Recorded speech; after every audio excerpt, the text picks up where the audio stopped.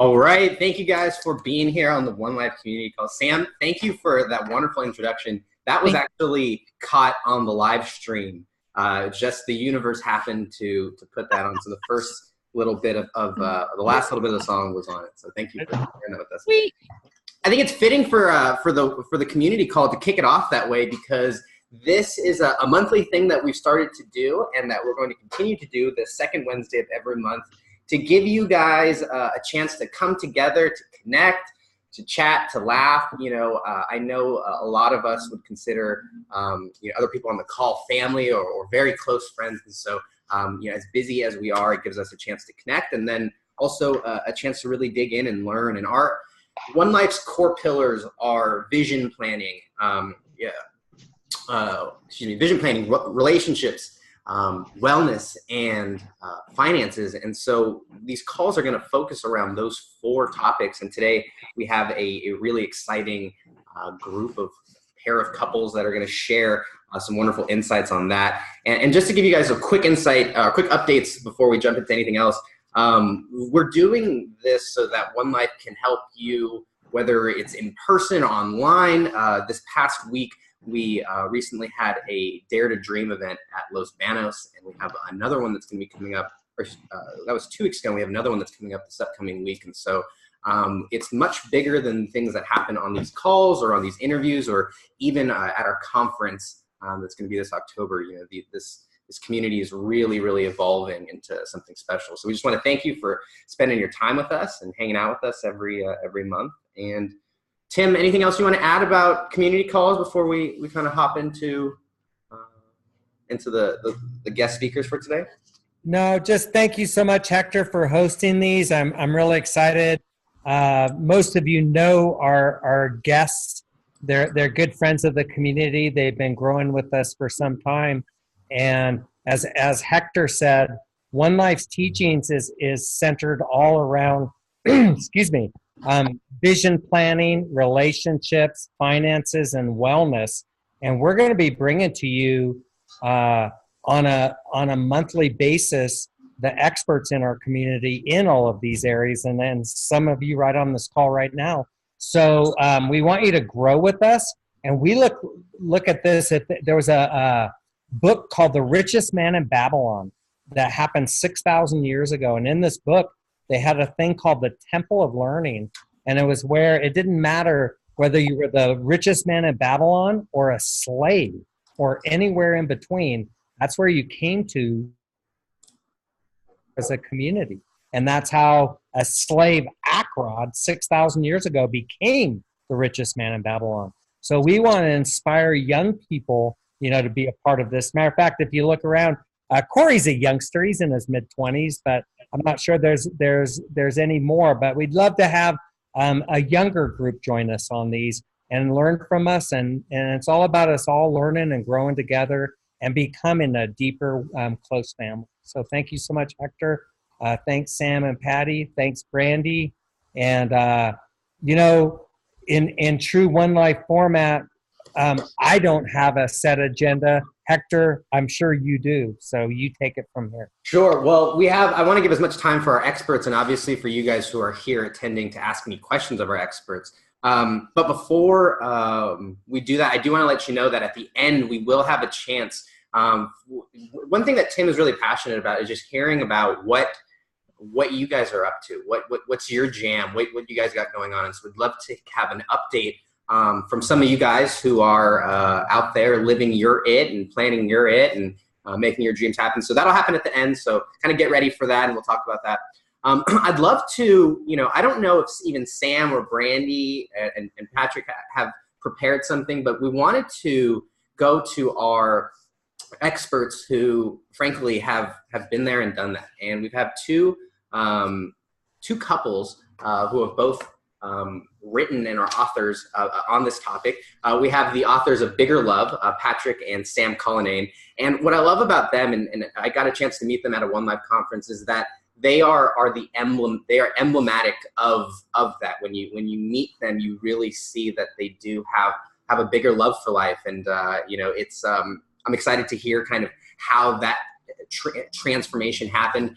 And then we also have the authors of The Miracle Morning for Relationships, which is coming out tomorrow. So congratulations to that, Miss Salazar. And on at my very first One Life event, I was sitting in a breakout with Lance and Brandy with she was just my girlfriend at the time, but she's my wife now, and it totally transformed our relationship. And I don't know that we would be on baby number 2 and where we are today if it wasn't for Lance and Brandy and kind of what they've done. So I'd love to, sorry for you guys, I'd love to throw it to you, Patrick and Sam and Brandy, and have you guys kind of take over. I don't know if you guys have prepared something. You guys obviously have written a ton. You have pages and pages of knowledge, but I'd love to hear some insights that you guys have gleaned that you think the One Life community could really benefit from.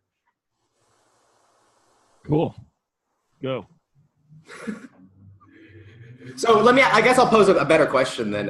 So Patrick and Sam, you guys, one thing that has really been powerful for you is I think that you've helped people to see the value of, are you just giving people a different perspective on relationships? And I think that was a big thing that I took away from interacting with you and, reading through the book. So what would you say, if you could kind of sum up, what bigger love is, or what loving bigger is, what does that mean to you guys? How does that play out in your guys' life? And how do you, what was that shift from before and after within your relationship?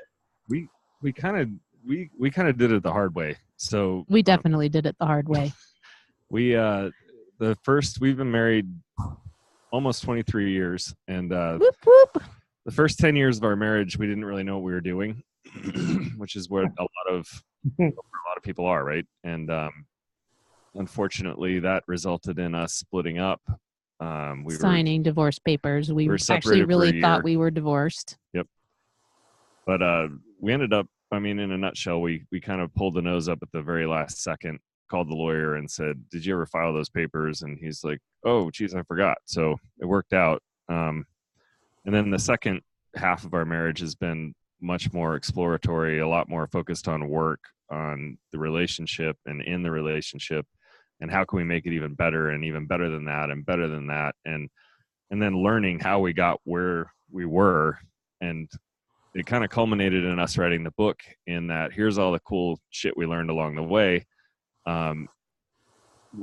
We know that we're far from perfect. We still have a lot more to learn. And I think if every couple kind of approaches their relationship that way and really gets excited about being students of their relationship, that it's a great place to be. Yeah. Know that there's no perfect relationship out there, that we're all just trying our best.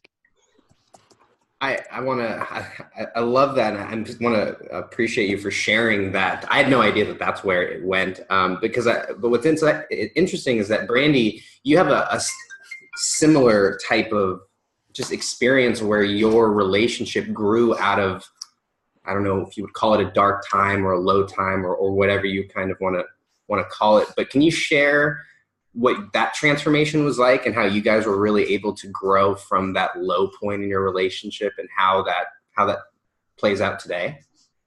Yeah, what's interesting is that the Salazars have a very similar story as the Cullinanes. And the piece of it that's, I think, a little more rare for couples is that, Sam and I were both addicted to our work. Yep. And, right. Yeah, we were both, we have very similar stories. And so, Lance and I really struggled once we had kids. That was our big turning point. And, clearly you all know, most of us are family on this call, but we adore our daughters. But, for somebody that was a workaholic and, then, added a marriage and then added the children, life just kept crumbling, and it just kept getting harder and harder. And we were at same story too, it's like finding Lance an apartment and separating. And I love how you said that, pulling the nose up right at the end. And, Lance was just speaking to a men's group recently and said that, they were like, what was the turning point? And it really was just that last, effort of, if we're going to do this, we need to do it, and we need to do it differently. And we need to really give it our all, and not just say we're going to give it our all, but make our marriage the same level of a priority as Brandy, you do your business, and Lance, you now, you do with your health, or, whatever other things that we were really giving our time and focused energy and treating as a priority. And so for us, it was, clearly taking a different approach, because we had taken the approach for years of really just continuously trying to fix what was broken. And a lot of the finger pointing and, I want this and you're not doing that. And it was this constant cycle of up and down and up and down. And so when we decided to try something different, we truly took the perspective of designing our relationship and growing together in that. And so that's when everything really changed for us, is creating a shared vision. And, it's what One Life is all about. And it's interesting because, as somebody that has been in the personal growth space for a really long time, it was interesting how I knew a lot of these concepts, right? I knew how to create a vision for something and then a plan. And I teach planning at One Life, right? So it was funny how I struggled so much in this area. And I think a lot of us do, because of the emotional tension in a relationship, where there are simple measurables in our health. There are simple measurables in our business. And as much as there can be emotional tension in business for sure, it's not the same as human to human working through all of your, BS to try and grow together and create an awesome life. It's just, and so I know that that's what it was for us. And so treating our relationship as a growth opportunity, and, Pat, you just said becoming students of it and the process, and always growing and learning as a couple about the relationship was another big turning point for us. So our journey is very similar. I love how intentional that you guys were able to be. We were not intentional. We didn't even design our lives after we got back together. We had to make some huge changes for sure. I just ditched my job for a while. Yeah.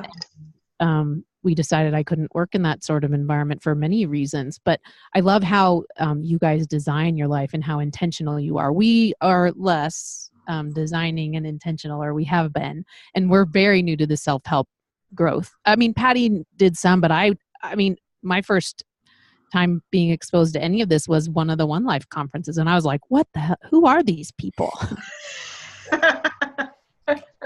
I remember meeting you, so you thought I was crazy. I think what it really comes down to is that we're kind of, in the beginning of the relationship, it's just easy. Everybody's madly in love. It's everything comes naturally and easily. And then as the years go by and you start having kids and people get settled into routines, and all the drugs from being in love wear off. Yeah, the relationship and the kind of love changes. And if you can understand that a little bit better, then you can meet it a little more head on with intention, like you're talking about. But when you don't understand it, it's confusing, and there's a lot of fighting and finger pointing, as you said. And it's even harder for millennials and young people today, because when we were, you probably can't tell, but we're a little older than Brandy and Lance. But I was gonna say Hector, just a little. It's kind of mean to put us next to Brandy and Lance. We got Ken and Barbie, and then we have the Addams family over here. The Addams family. Only because of what Pat's done to himself. the point I was going to make is that that's fine.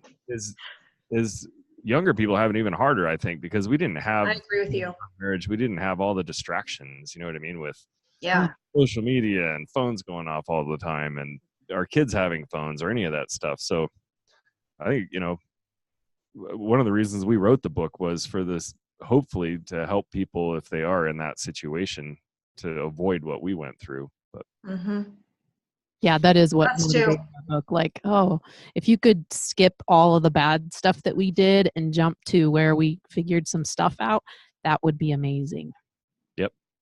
Yeah, that was one of the big shocks for us. Like, we wrote our book for people that are struggling after kids, right? That's our avatar, is people that are like struggling like what we went through, right? We didn't struggle in the beginning of our relationship. It was easy.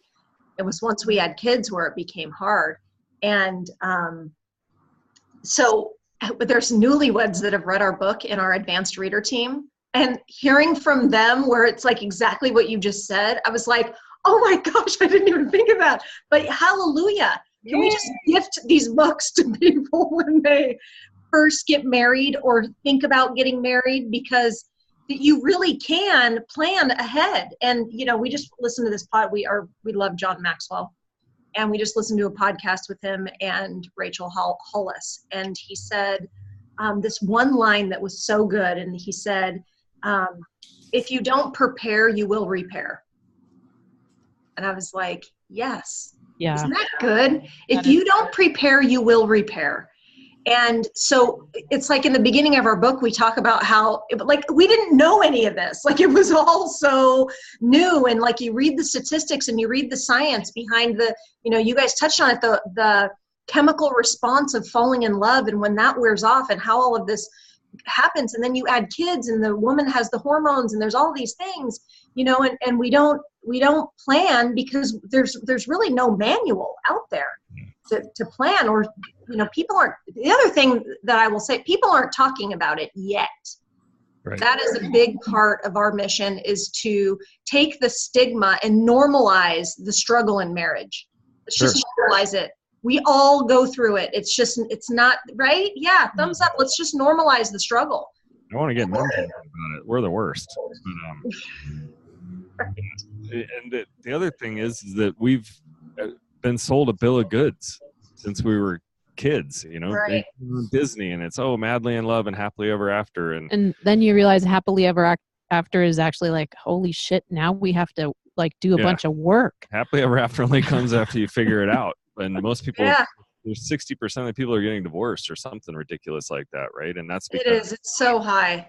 I'm not madly in love anymore. I guess I need to move on. Yeah, I picked the wrong person. Yep. I think people do that. They say, oh, it's not happily ever after. I don't feel those same highs and euphoria like I did when I was in love. So I must have picked the wrong person. We're here to tell you that may be true, but more likely it's not. And you just have to hang on, and you have Amen. And you got to do the work. And you got to do the work. And you got to do the work, because I think people have this, and I'm going to blame Disney. Okay. For the moment, I'm going to blame Disney because I'll agree with you. Right? Like we see this fairy tale of I'm swept off my feet and I fall in love, and it's this romantic thing, and then they live happily ever after. Well, there's a reason it ends there in the movies, right? And then Hollywood picks up with 50 Shades of Grey, and you're like, this is it? Right. Where's this coming from? But that's what it is that we have this false reality of what it is. If they don't say that you're going to argue about taking out the garbage and who's taking the kids where, and why are you coming home from work so late, and you forgot, this and all of these things that we get trapped in. We get trapped in this, we call it in our philosophy and in our book, the partnership loop, where we get stuck in the monotony of the day-to-day, and we lose our friendship and we lose the intimacy in our relationships because we're stuck in that part. Well, getting that part settled and working through that part and getting yourself to really work on your friendship and your intimacy, that's where it gets good. It's like, and I think like what you just said, a lot of people quit too soon. They quit too soon, and they miss out on, what does it feel like now to be with the same person for 23 years? Yeah, which, by the way, I'd trade that any day for madly in love. Like, I'm much happier now after being married for 22 years than madly in love. Madly in love is beautiful and it's wonderful and that's great, but this is something transcendental. But the truth is, though, you'll never figure it out unless you put in some work and you make the time to put in the work. So can I hop in? And you guys have done a great job setting this up. So you mentioned it early, Patrick, and Brandy, you brought it up again. What is the work that most relationships aren't doing? Or what are these things? And, if we can make it as practical or as, as practical as possible for people, what are some easy things that they can add into their routine that they can start doing with their partner, even if it's someone that's not in an intimate relationship? What is this work and what does that look like for you guys? I want to say one thing before we touch on this, and I'm going to say this. As much as I would wish this was true, and this is a quote from a book that we read recently and had this lady on our podcast, Susie, I'm going to say her name wrong, Pawelski from Happy Together. In her book, she says, relationships, they're not like meatloaf. You can't just follow these few steps, and I'm paraphrasing, and have it come out perfect every time, because it's complicated, and it's mostly complicated because of the two people involved in them, in romantic relationships. So we're going to throw out everything that works for us, and Brandy's going to throw out things that work for her, but no, they're complicated, and when you get to your 20s, you already have a whole bag of shit you're carrying around. You probably don't even realize you have it. And I honestly believe that you don't ever really have to face that bag of shit until you get deep into a relationship, many years into a relationship. And because your partner's like, what's happening? Why aren't we getting along? Why are you shutting down? And all of a sudden, all of the emotional things that you haven't done very well in your life are right here. And so then you have to unpack your bag of shit and work it out. Mm-hmm. So I'm just going to say, they're not meatloafs, and we can give you some tips, and we have some great, we have great things to tell you, but just know, sometimes you don't know what the work is. Yeah, and I was actually, before I so rudely interrupted. I'm sorry, baby. I love you so much. I was actually going to say, for starters, everybody's absolutely different, and there are no set steps. I mean, I agree 100% with what I'm saying, and Natty. I do believe, though, that between the three of us, Brandy probably has some better insight on things that you can do as couples, because that's one of the things that they've been studying and writing about in their book.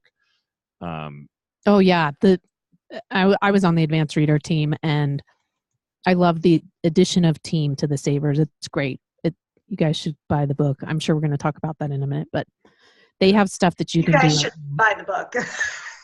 One of the things that I did want to say is that what happens when you're young and you're in love, or you first get together, you get married, everything's kind of so easy. And so because it's easy, the friendship's easy. Oh, don't worry, I'll do that, or don't worry, I'll do that. And we don't necessarily divide things up very equally, and we don't really care to. So when everything's easy in that beginning stage of the relationships, we fill in all the time around us with getting busier at work and getting busier here or there. And a couple of years into the relationship, when things aren't working out, we have a decision that we have to make in that, okay, we have to find time to work on that relationship, because what happens is we've filled that time up with kids and shuttling kids around and working longer hours at the office, as Brandy said, and we don't want to have to work on our relationship. I mean, especially a lot of men. We're tired. Yeah. Oh, but you got to find that time. So that's the only step that I'm going to put out there, because we didn't really have any set steps. We had some things that worked really well for us, and we've been doing a lot of research on that lately, or Sam has. She reads it to me, and then I say I did it too. But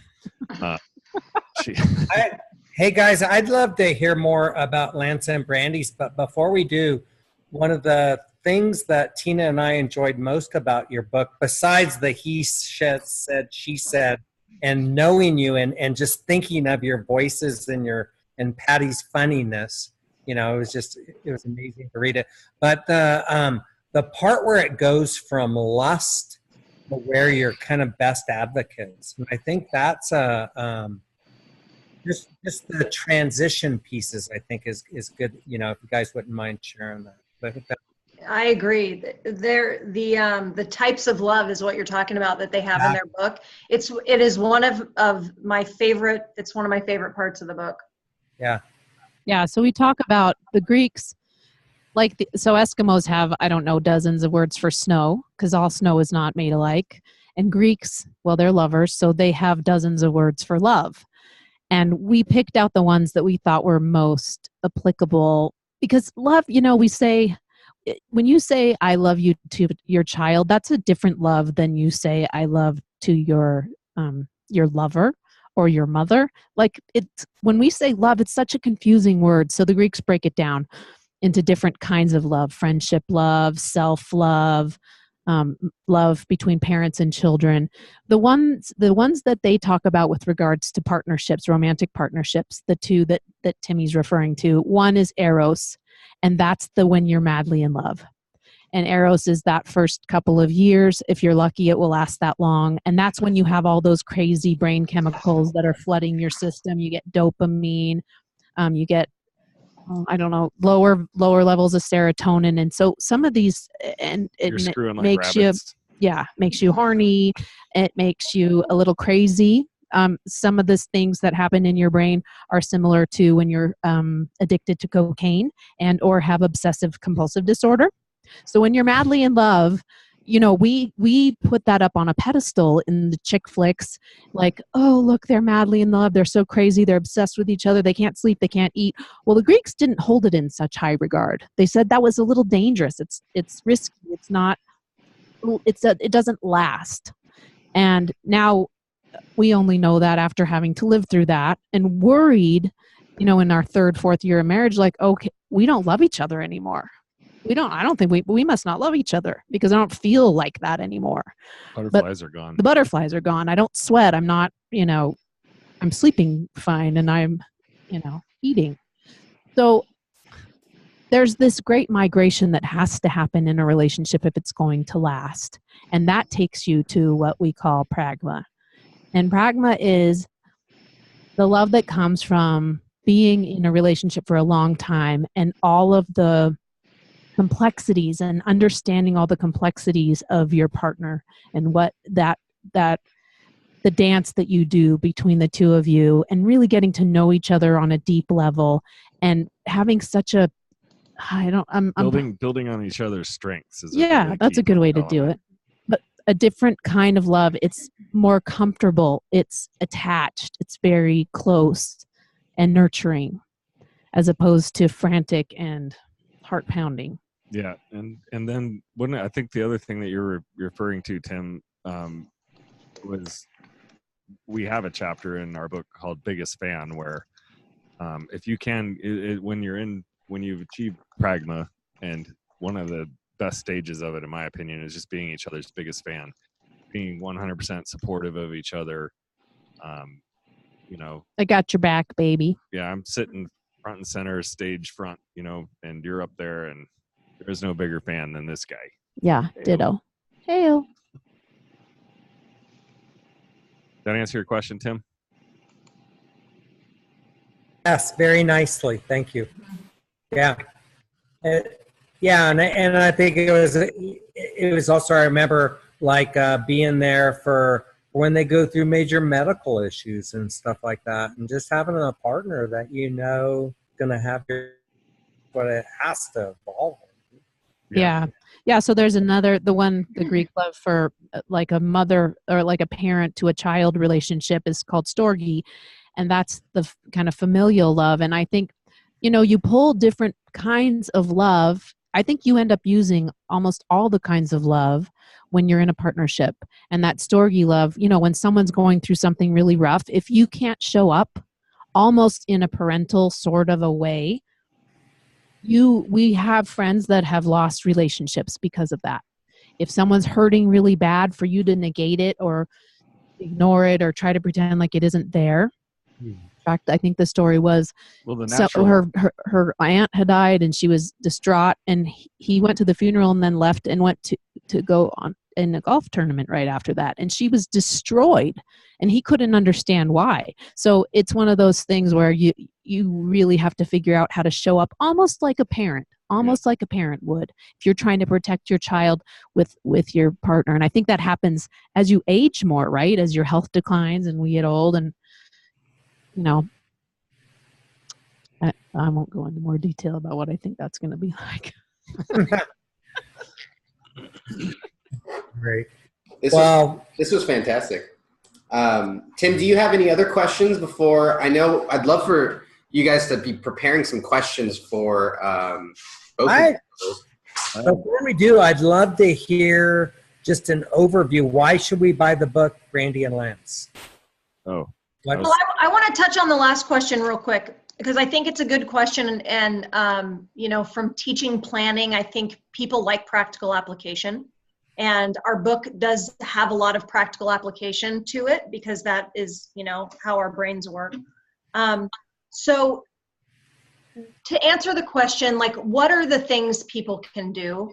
And, you know, when Lance and I went down this path, we first did a lot of research on, you know, relationships and what it takes to have a long-lasting, thriving, happy, healthy relationship. Not just one of these, the majority of the percentage. So the percentage is 17% of people that are married are happy. And so, you know, when we saw that, it was like, what? And 50% of marriages or more end in divorce. So the why, let's study those awesome ones, right? And then we took some time and, you know, got Post-its like every intelligent couple does. And we just started putting all the things up that we wanted in our relationship.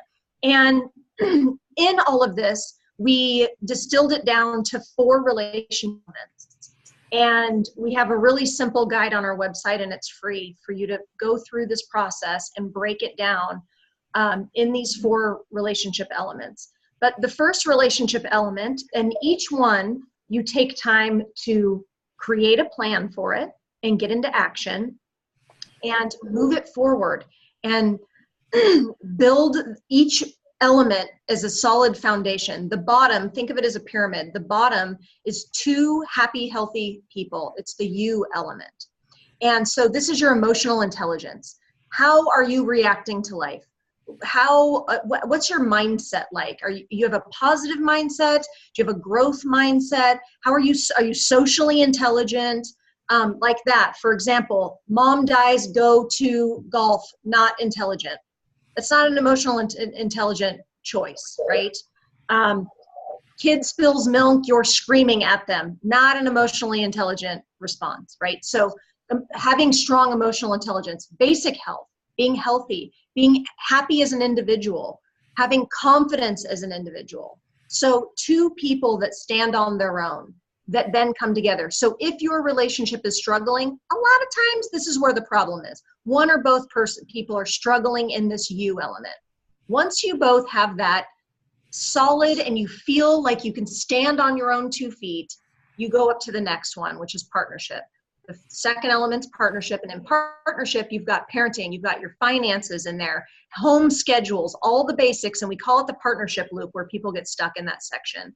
So literally sit down, have a conversation. What are all the things in this area that need to be worked out, create a plan and a vision for, and who's doing what?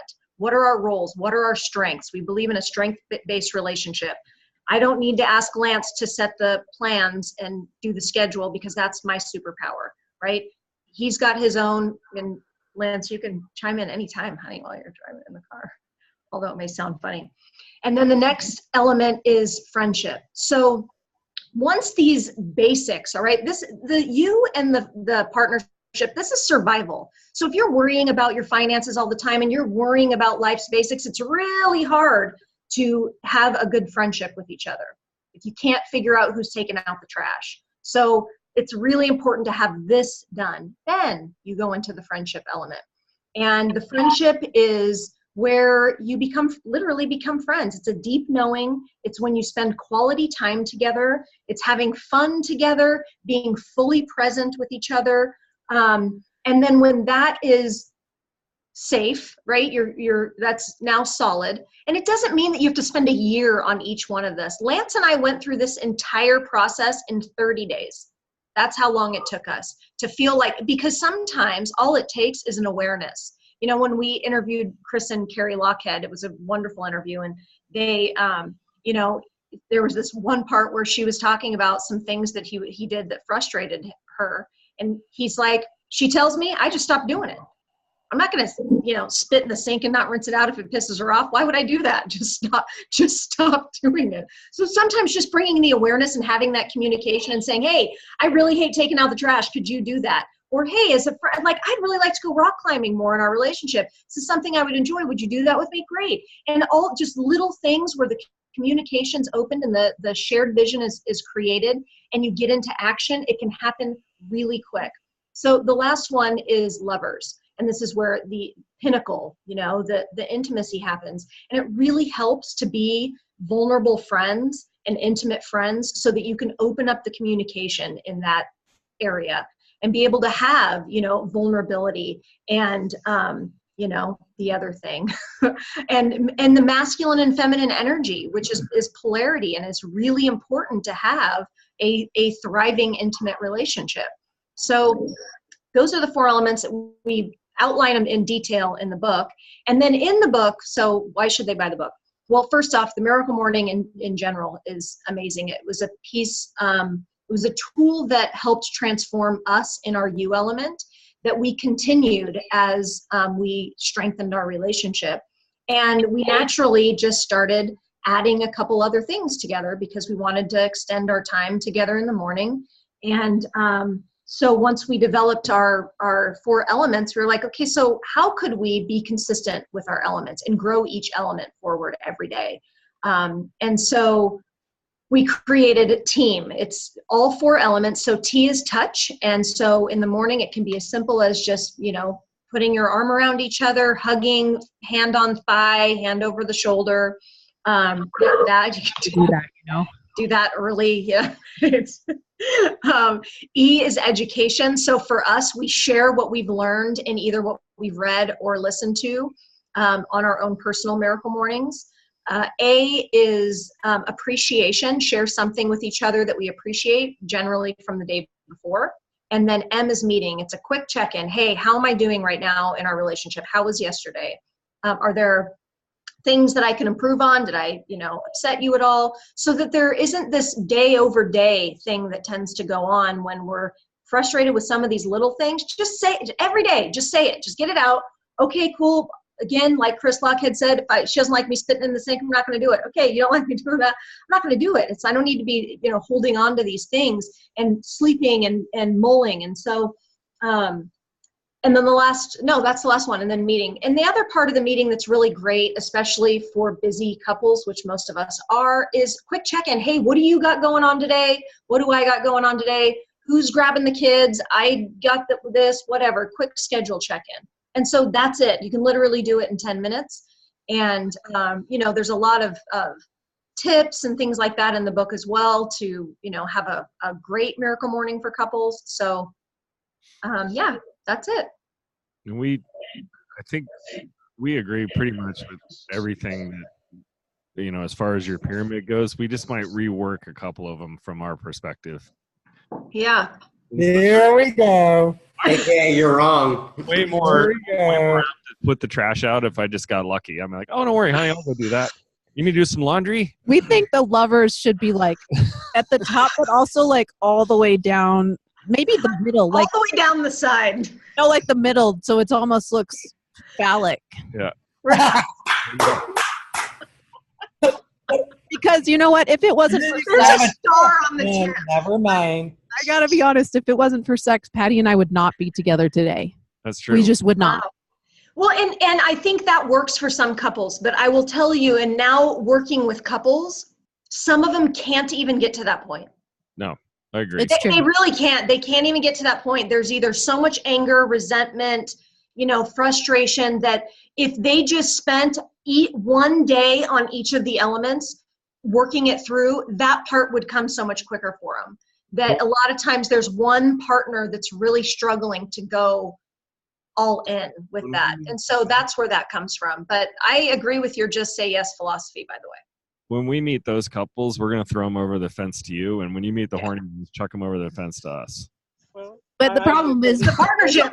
Always one horny person and one not horny person. It seems like that's just because we're polar, right? So one wants to do it, the other one doesn't. So we're always trying to We're gonna hear Work from it out. Lance. Hey, Lance, I'm sorry. Yeah, Go I ahead. got something. Yeah, I'm actually in the driveway. I'll actually head in the house in a moment. But I actually have something to say about that though, a little bit, because we've actually talked to quite a few couples where sex is something they have, but they have sex, but they have no real intimacy. They have no real Yes. vulnerability. Yeah. They don't feel safe around each other. It's just sex. So they actually hate each other, but we have a great sex life. But they're not close. They're not friends. So when we talk about the intimacy in the lovers, it's not just sex. There's so many other pieces and dynamics to that. So I just wanted to kind Right. of It doesn't mean that you can't do it in the you element. You're right. As you're going through, it doesn't mean that it's off the table.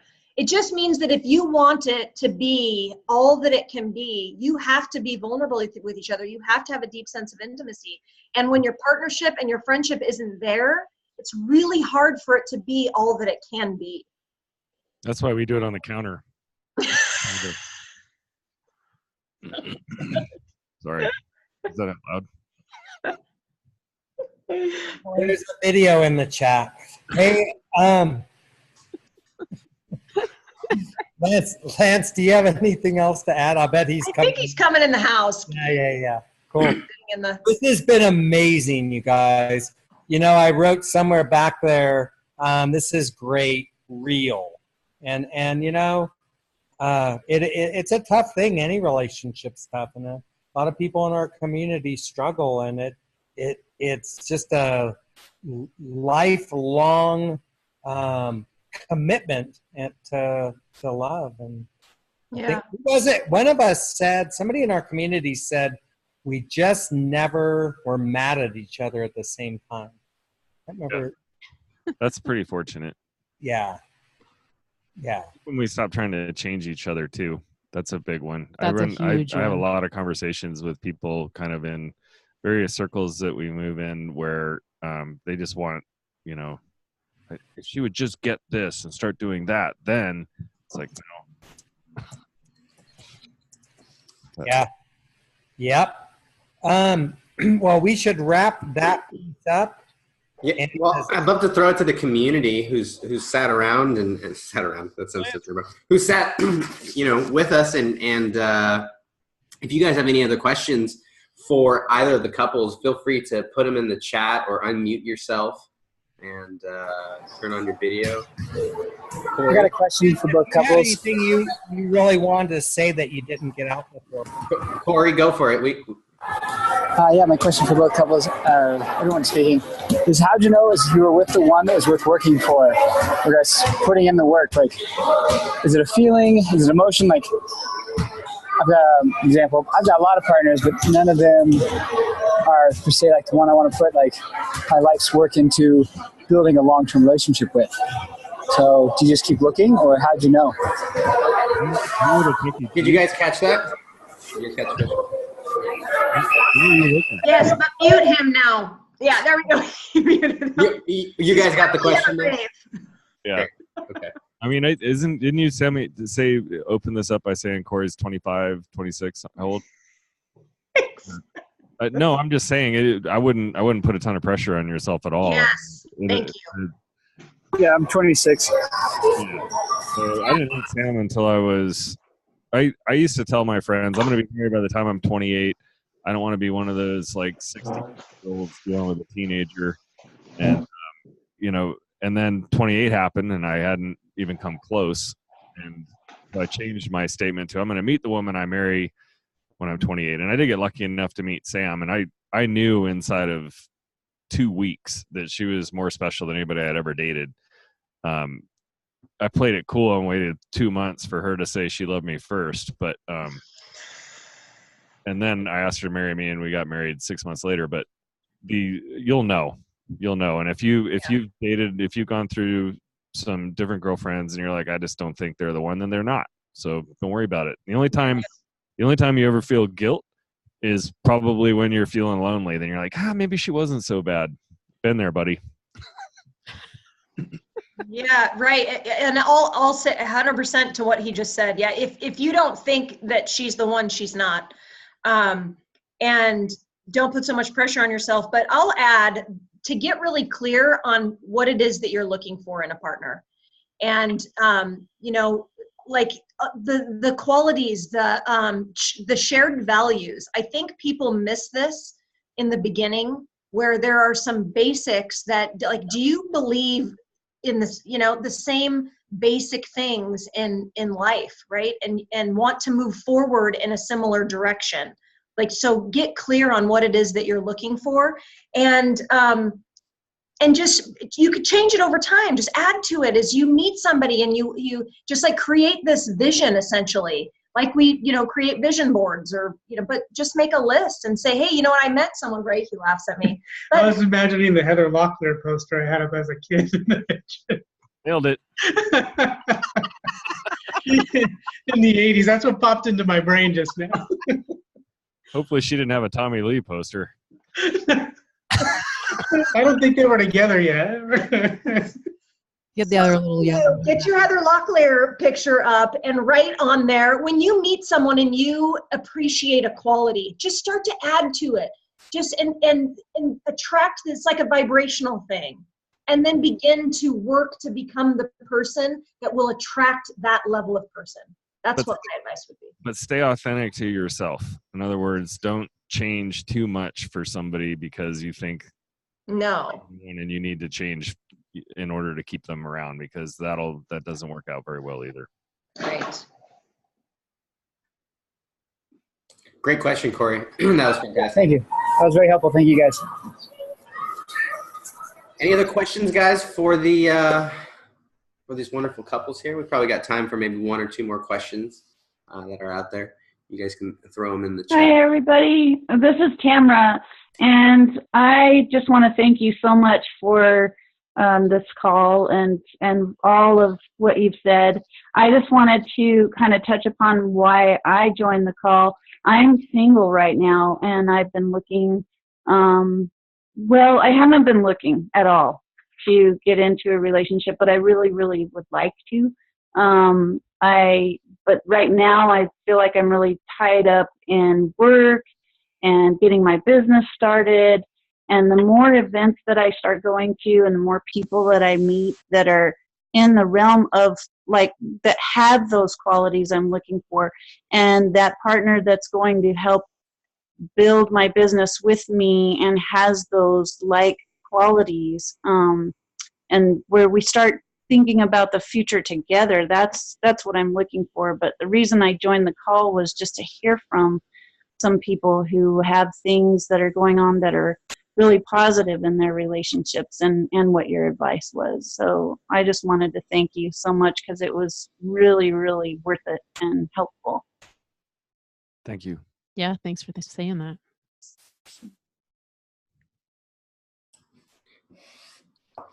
What would you say, I would, to add on to where Tamara's question, to someone who is in Corey's position or Tamara, where maybe they're single, like what is that transition? You mentioned about becoming the person that you want to attract. So like, can you guys maybe speak a little bit more about what that looks like for someone who may not be in that relationship they feel is the one?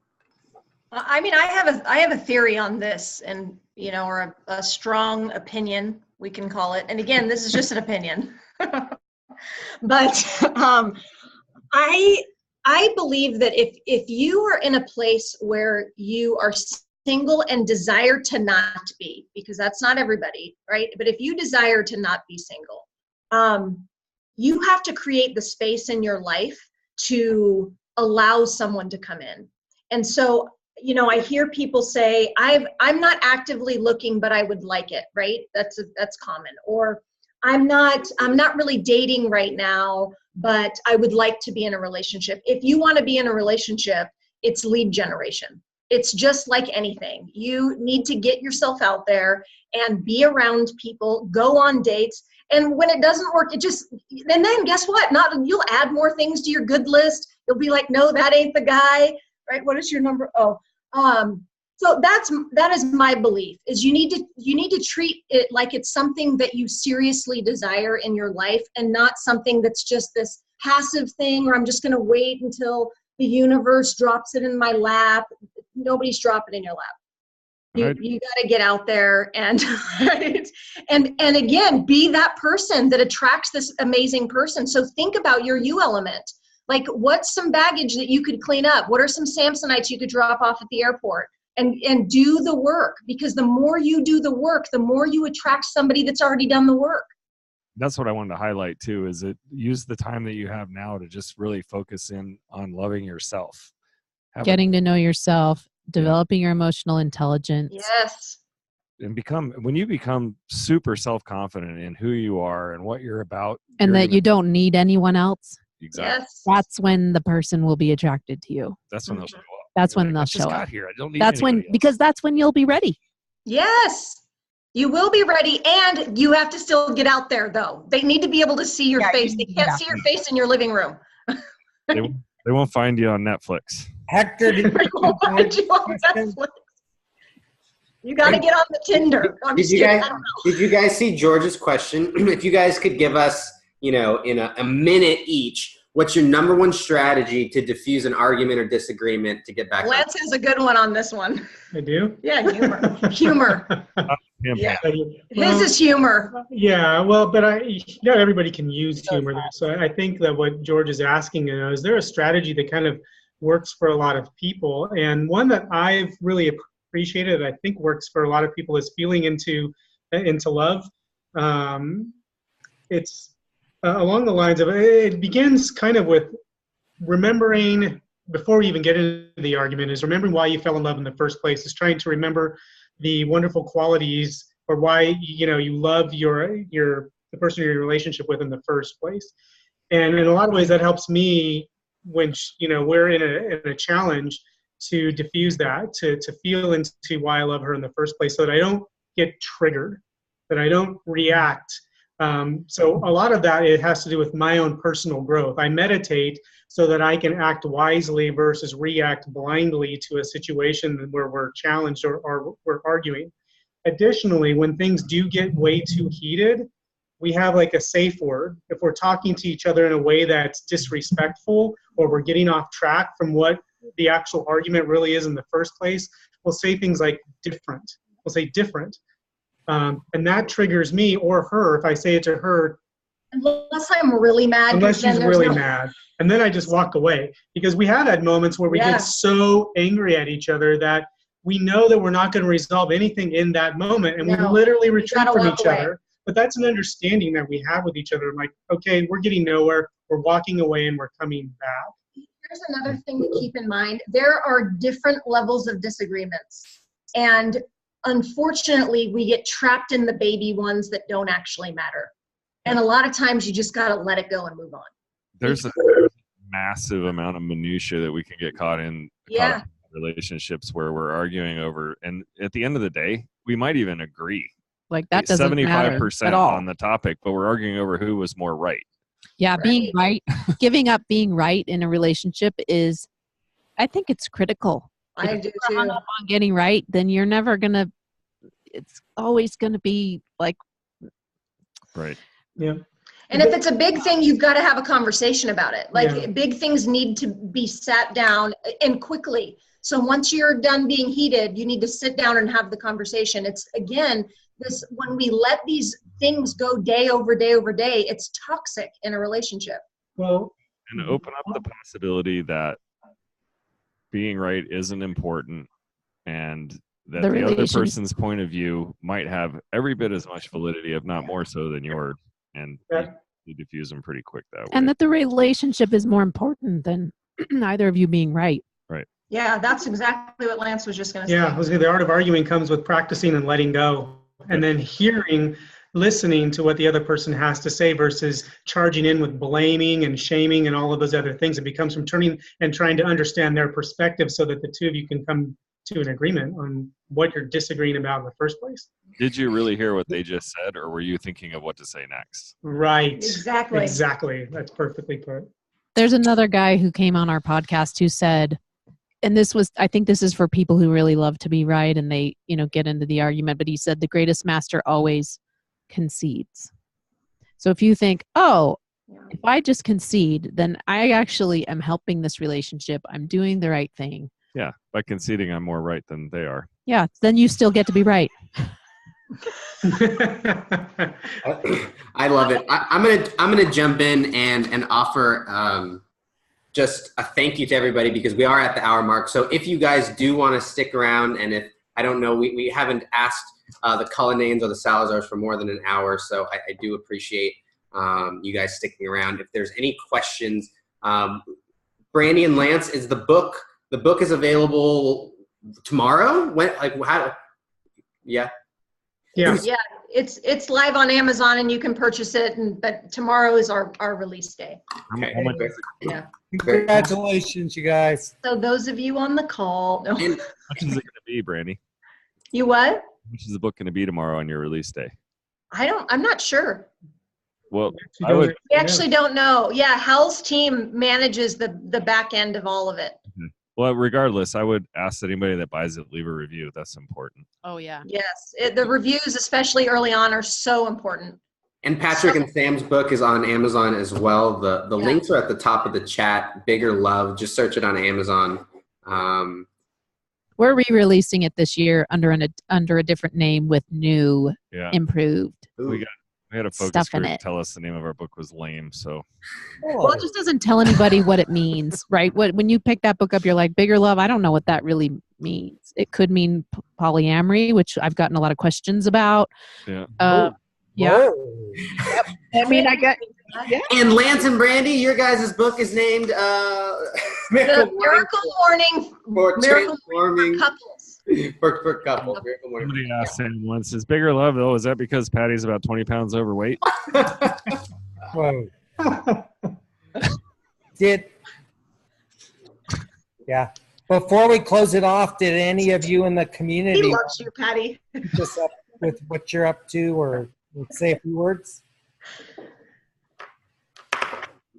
I'm sorry, Tim. I was too busy laughing at my own joke. What'd you say? I asked if there was anybody in the community that Oh, would like to just give us what they're up to, or a shout out to their work or their product or service. You're free to do that. Please do. Or not. While you guys are thinking about what your guys' jam is, the One Life Conference, the 2-for-1 special goes away tomorrow. We thought it would be a kind of a cute thing to have that end on Valentine's Day so that you could bring somebody to the event. So if you guys have not already gotten your tickets, the 2-for-1 special goes away tomorrow. So make sure you guys do that. And you guys will actually get a chance to hang out with both the Cullinanes and the Salazars live at the event in Long Beach. So you guys can go even deeper into what we talked about today. So I appreciate you guys hopping on, and that will be good through tomorrow. Just go to onelifefullylive.org/conference, and you guys can get all the information on that as well. Is there anybody else who wants to share anything? Guys, couples, Cullinane, Salazars, anything else before we sign off for today? Yeah, this is Corey Johnson. Got an update. So I started an online kind of like a platform for youth to group mentorship called Mentor Us. So that's at mentorus.co, and then pursuing a longer, or I guess a more direct path in public speaking with schools on the website of Corey J. Speaker. So anybody who has contacts to schools, I'd love to actually reach out to Tim tonight about the Data Dream, see if there's a chance there. Do some work with you guys. I'm also at the gym. I appreciate all the time you guys have put in, some great insight, and that's my update. Love it, Corey. Thanks Cool, for- Corey. Put that in the link if you want. Yeah, congrats. Awesome. Congrats on that as well. Yeah, thank you. Very cool. Anyone else got any last minute things? I know we're over the hour, and we appreciate you guys so dearly. Our next community call is going to be March 13th, and we are going to have a panel of incredible women. March is Women's Month, so we're going to have some amazing women on the call for you guys to talk about some cool stuff. So I know, Susan, if you have any insight on that, you can. Otherwise, I know the details will be released Yeah, in the coming days. we have Kelly Resendez confirmed and go. The Cody Sanchez has confirmed and will be on the call. And so we're going to have some power-packed gals. I love it. I want to give congratulations to Hector and Shailene on their expected little second one on the way. Congratulations. Expanding their family. Matter of fact, they may have the second One Life family. If you remember, Matty A had to leave the conference where the Salazars and the Cullinanes first came because he had the first One Life baby, and Hector and Shailene are due right when our next conference is. So would have the second One Life baby. We're following Patrick and Sam's routines, so it worked. Yeah. Awesome. Cool. I'll give you guys an update. We have had some just great, wild health miracles, and everything's looking good. But on the business side as well, we're expanding our team. So as a One Life, for One Life community members, if you guys need help with anything digital, social media, technology, we've done a lot there, and we have some. So if you guys need any help with anything, my time is opened up a little bit. Just reach out to me, and we'll hop on a call and I'll give reach out to Sam. We were interested in having somebody manage all of our social media. Cool. Let's chat. Let's do it. Yeah, I'll just give him a plug. Hector's done a wonderful job for our team. High quality, very responsive, and I highly recommend it. So, and it's really cool, you guys. That's what we're all about, is everybody helping each other. I look at One Life. I know I got a lot of analogies, the 6,000 years ago and Richest Man in Babylon, but here's another one. We're all point guards helping each other as the power forward just slam the ball home. And that's what we're all about, is just helping each other, helping ourselves, helping each other, helping our community. And that's how we're going to help humanity. So anybody have anything else before we wrap it up? Because I know we've been on for a while. Unless you're Russell Westbrook, then you're kind of a ball hog. But most point guards do dish the ball, so it's a good analogy, Tim. Thank you. Triple double. Thank you guys to the Cullinanes and the Salazars. Go buy the book. Go buy both of their books. Hang out with them. It's come hang out with us in the at the One Life conference, and we'll see you guys on next week's community call. Thank you.